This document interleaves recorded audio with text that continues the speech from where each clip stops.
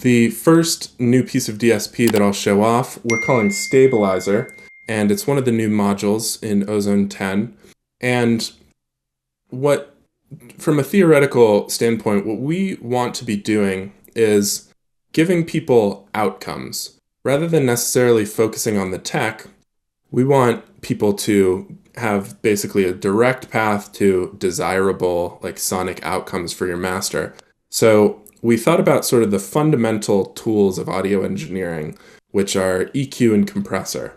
And Stabilizer is kind of our take on EQ, where rather than focusing on, analog modeling or where to place the nodes, we just want to give you the outcome that you would achieve with an EQ, which is like a tonally balanced master, or like carving out sort of harsh areas or resonances. So that's what the Stabilizer does. I'll start playing, and as I turn this up, you'll see this meter here that we call the difference meter, and it's frequency left to right, gain up and down. So you could think of it like an EQ, where we're either boosting bass or boosting high end, but it's just going to do it automatically.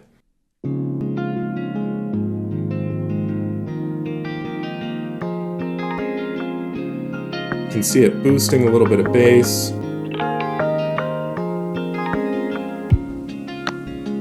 Carving out kind of some low mid mud, giving it a nice high end sort of shine. Let's go ahead and gain match, sort of turn this off and on.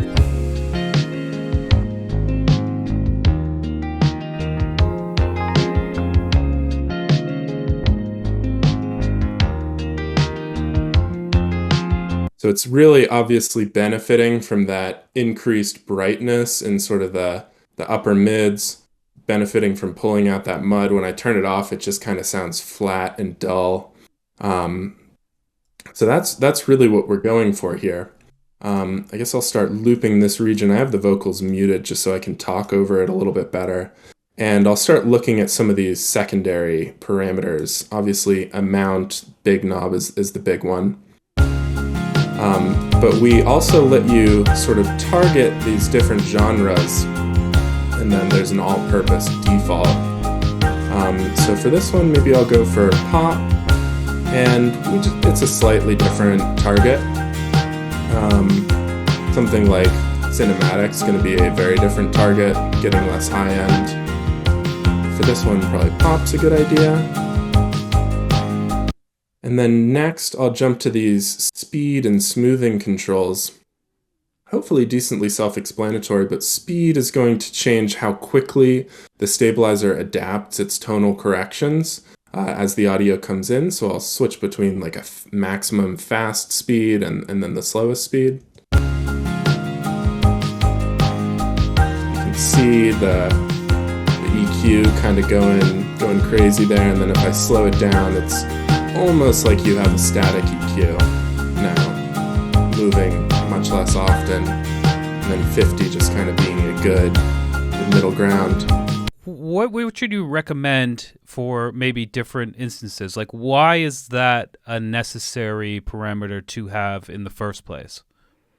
Yeah, so it's important because I would say you kind of want to push this actually as high as you can. Without it, it could start to sound weird at higher speeds. How so? But you'll hear sort of, how to describe it. It's like it will react to sort of the transient material in not a super musical way, or in a way where you will sort of notice the tonal changes happening. Because like you don't want to notice the tonal changes happening, but at the same time, a big benefit of this is like, okay, if you're going from your verse into your pre-chorus into your chorus, you might have a somewhat different tonal balance for all of those, and a big benefit of this is that it's adapting to each section, and so you want it to be able to adapt to each section, but maybe you don't want it to be kind of pulsing with each drum hit. Gotcha. So the lower speed is a little bit more conservative, and then faster speed is a little bit more like aggressive. But that's the trade-off there. Does that make sense? Yeah, yeah, 100%. So I'll kind of return that to the middle ground. Smoothing has sort of a similar trade-off. When it's zero smoothing, minimum smoothing, you'll see it's almost like there's dozens of EQ nodes kind of all working together. And then maximum smoothing is going to be like 3 or 4 EQ nodes. And I'll show that and then I'll kind of explain the trade-off too. So this was the standard. Here's zero smoothing. So you can see how like here, if you can see my cursor, it's kind of being a little bit more detailed in its application, or like in the curve it's applying. And then maximum smoothing is like you got a little bass node, a low mid node, and a high end node. It's almost like 3 EQ filters. And then 50 is kind of a middle ground. And the trade-off here is like having those tighter EQ nodes like can sound a little bit unnatural. I like it with almost zero smoothing or very small smoothing because it's like tighter corrections in the frequency domain, but a broader like high level of smoothing is sort of more conservative, less likely to sort of introduce artifacts, but it's a more precise smoothing, or it's a more precise like tonal correction when smoothing is zero. So let's keep going. Tame transients is a pretty interesting button that basically just does what it says. It can basically keep, I'm like talking like a waveform here. It keeps the waveform kind of condensed when this is on, and you can definitely hear sort of the effect. Let me just toggle that off and on and listen to how the transients are tamed when I and if you don't know what a transient is, it's like a drum hit and it's sort of a spike in the waveform.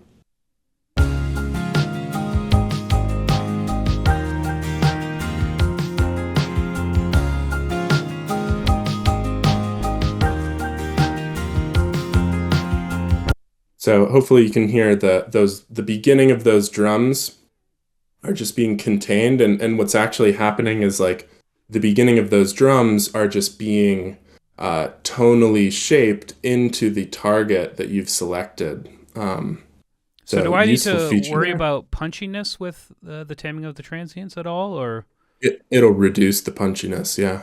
okay? So off by default, but an option there if maybe you find that for this we might be boosting high end and we might be exaggerating like the snap of a snare or a hi-hat in sort of an undesirable way, and that's when you might reach for this tame transients button. Or if you're looking for like a pretty condensed, like glued kind of sound for your master, that's an option too. Also, Because would it make sense that, and just this is just me just guessing here, if I have a very fast speed with a very unsmooth amount, I'm actually amplifying those transients, and then the tame transients might actually help to reduce that while still getting the effect I'm going for with a super high speed and a less smooth line. Yeah. yeah, I kind of like, sometimes I'll go no speed and then tame the transients and no smoothing.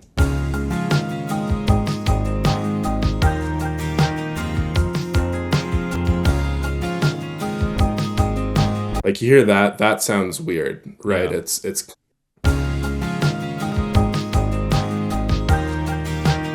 so like this is sort of dangers. This is the most dangerous like thing, or like the most aggressive thing. And it's an interesting look into our world is like, okay, do we want to create a possibility for combinations of parameters to sound bad? Like, do we want to let you push it too far? And I think the answer is yes. It's Like, I think kind 100% of yes.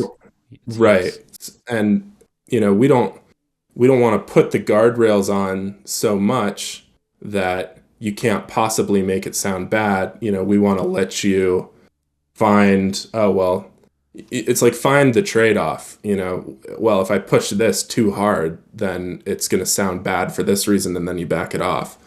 That's my workflow with most effects is push it way past. I find it's easier for me to identify the sweet spot coming back from crazy land than it is to like push it towards crazy land. I don't know why that is, but I don't think I'm alone in that. So by all means, don't put the guardrails on too Yeah, much. right. So this is crazy land, but it also makes for the coolest difference meter things. So let's look at this real quick.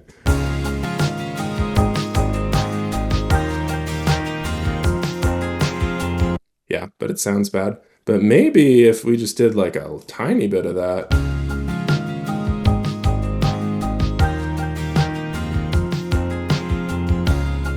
That actually sounds pretty good to me.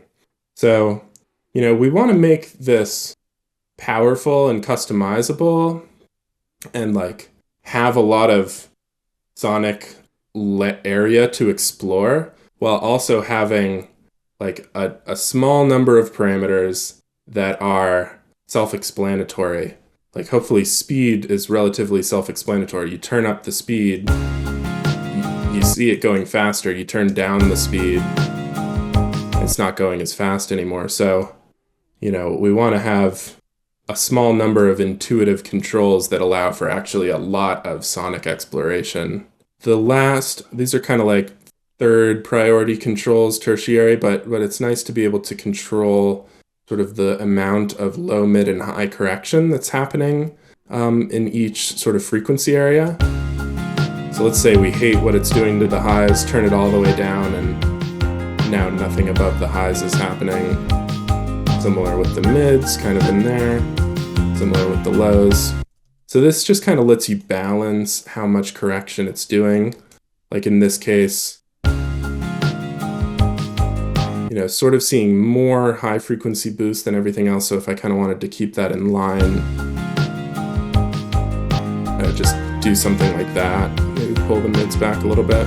If you only did this, you would be missing out on almost half of this plugin.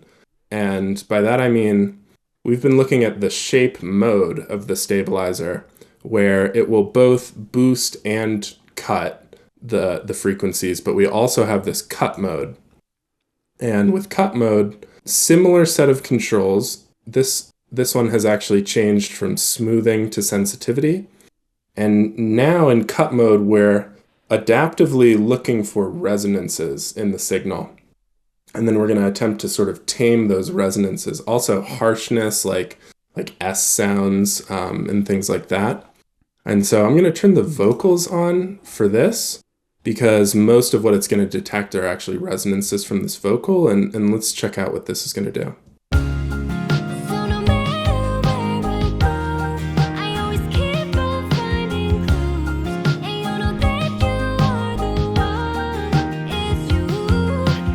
So you're seeing it just kind of poke down some little areas. I might actually turn up the sensitivity a little bit. That's what this parameter is for.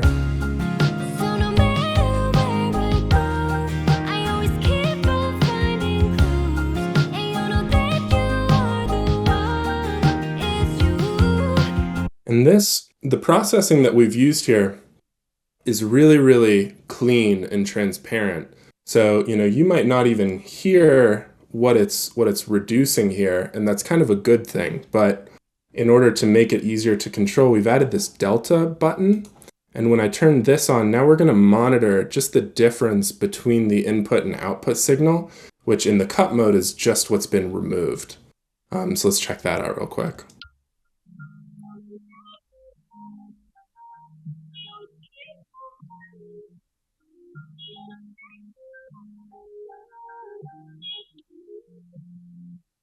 So we're hearing a little bit of the voice, just those extra little frequencies pop out. This is intended for mastering. So it's looking at the full tonal balance and just trying to poke down those little extra bits to smooth over your frequency response. And a neat addition to this where tame transients, again, could become really useful. Turn that on, and now when we listen to the delta, you're going to hear actually the transients being tamed.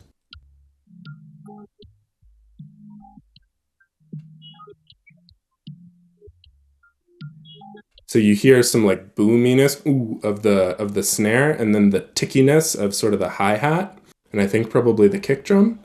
Um, so when you're in this mode, I'd be looking at settings sort of like this, and maybe, okay, if we love that oof low end that the snare is doing, then you pull this kind of thing down. But that's the cut mode, and a pretty useful, neat, very clean sounding EQ correction there. Sounds great. It really does. It's like magic when you actually get your hands on it and put it on a few different things. It makes it sound better pretty much every time, which is outstanding. Yeah, cool.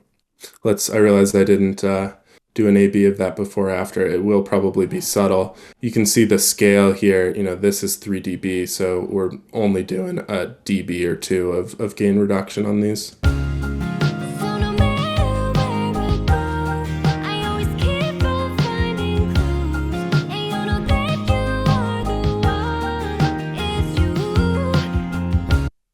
Which, I mean, to be Nice. fair, in a mastering scenario, you really don't want to be doing too much more than that, right? Like if you are, then there's probably an issue you need to go back to the mix for, just for people who might not know that already.